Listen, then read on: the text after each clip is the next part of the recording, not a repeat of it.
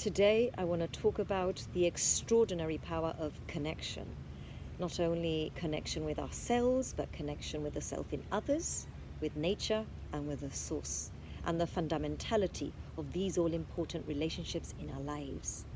Did you know that connections are indeed the single most powerful force in the entire planet that shape our human existence, that affect our day-to-day lives, that influence our level of health and well-being, and that ultimately play a crucial role in our personal development and spiritual growth?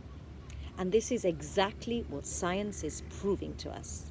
A recent global study on connection links with living a long, disease-free life found that low social, emotional, and spiritual connection has as much as an effect on our mortality rate as not exercising, and is twice as harmful as being overweight. Wow. The review also found loneliness to affect morbidity as much as a smoking or an alcohol problem. So basically, science is telling us that if we want to live a long, happy, healthy, and harmonious life, that we need to focus our attention and our energy on nurturing our relationships across the board. And not only this, that we have to strengthen this muscle indefinitely. It's the only way. Now, to be brutally honest, I have had a roller coaster ride with these things called, precious things called connections. During my childhood, I poured my heart and soul into all of my relationships, into nurturing all of these relationships. I developed strong and healthy connections across the board, but I believe everything went downhill at the age of 16 when I was sexually abused back in 1991. Now, there was a brutal shift that took place deep within my core that day. Anger, shame, guilt, resentment, drama, they all witnessed the birth of my inner saboteur.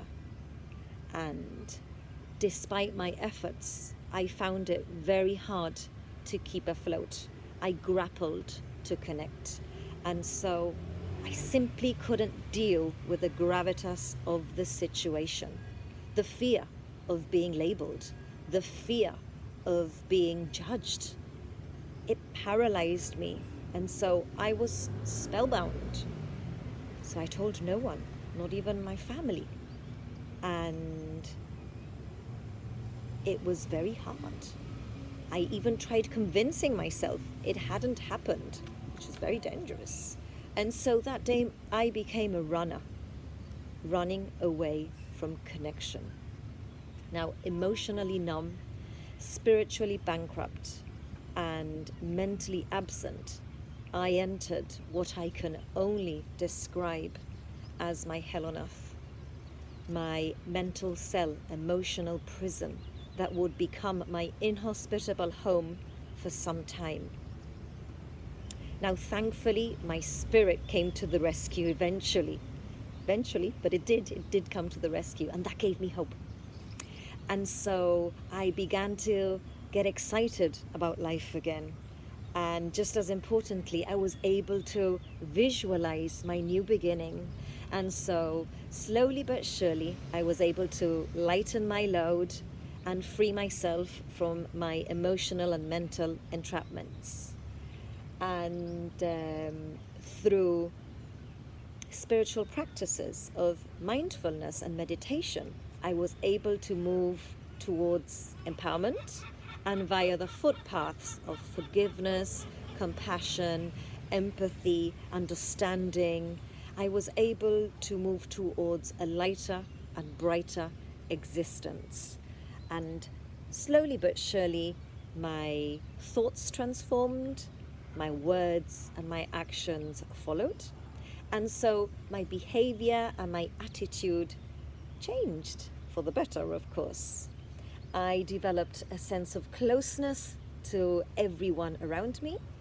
I was also able to reclaim my sense of belonging in this world.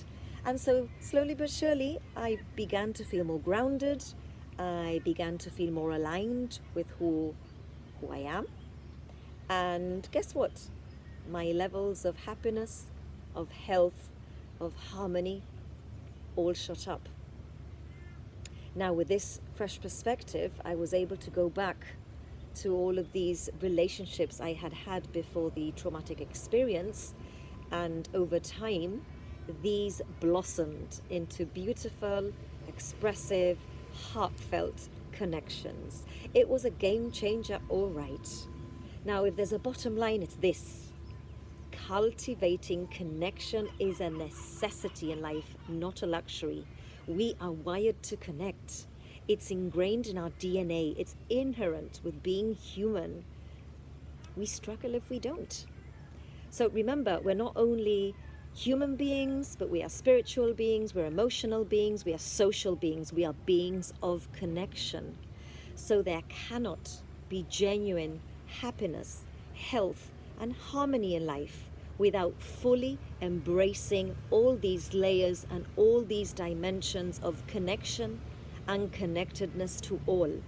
We need this in order to thrive. Thank you for listening.